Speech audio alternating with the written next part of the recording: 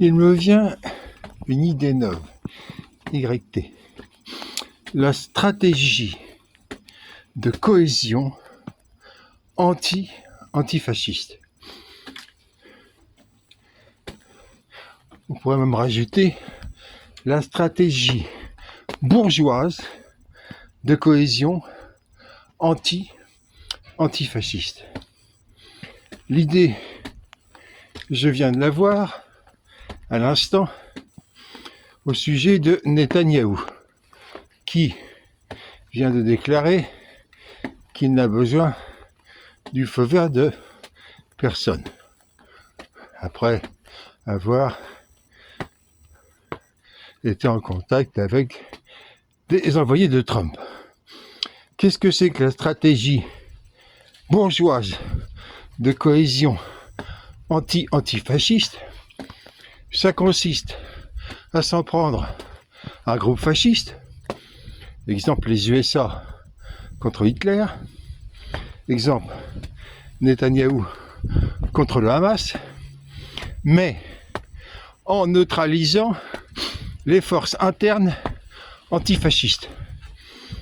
Les USA ne voulaient pas que des forces antifascistes en Allemagne libèrent le pays.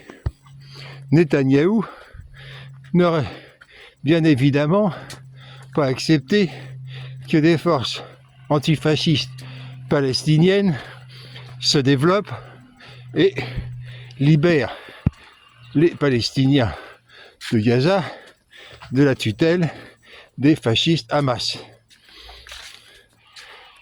C'est d'autant plus évident que précisément la stratégie de Netanyahou a consisté en exactement l'inverse, soutenir les fascistes Hamas pour affaiblir les antifascistes de l'OLP.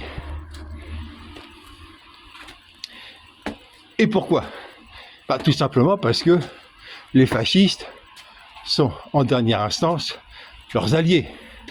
Netanyahou négocie avec ses alliés Hamas,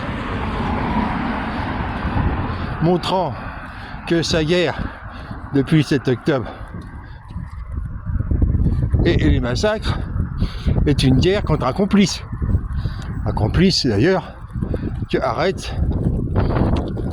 avait dénoncé en montrant que le chef du Mossad et de l'armée était allé à Doha pour demander à Al-Thani de bien veiller à continuer à financer le Hamas.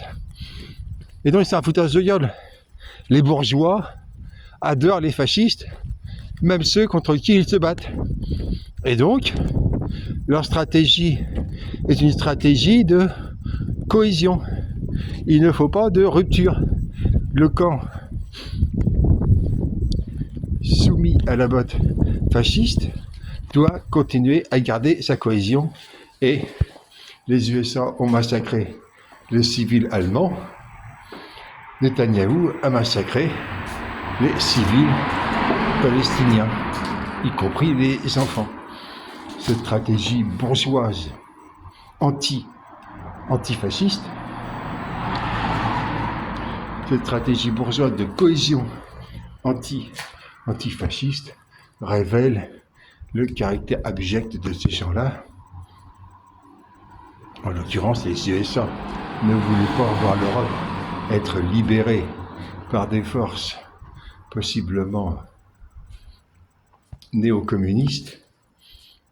Je ne parle pas des staliniens, je parle des communistes sincères, qui, comme ceux de la région de Toulouse dénoncés par De Gaulle, voulaient effectivement une épuration, pendant que leur chef, Thorez, lui, broyait un seul État. Et donc, idem pour Gaza, pour Netanyahou, l'idée que des Palestiniens antifascistes puissent prendre le leadership est effectivement une vision d'épouvante. Voilà.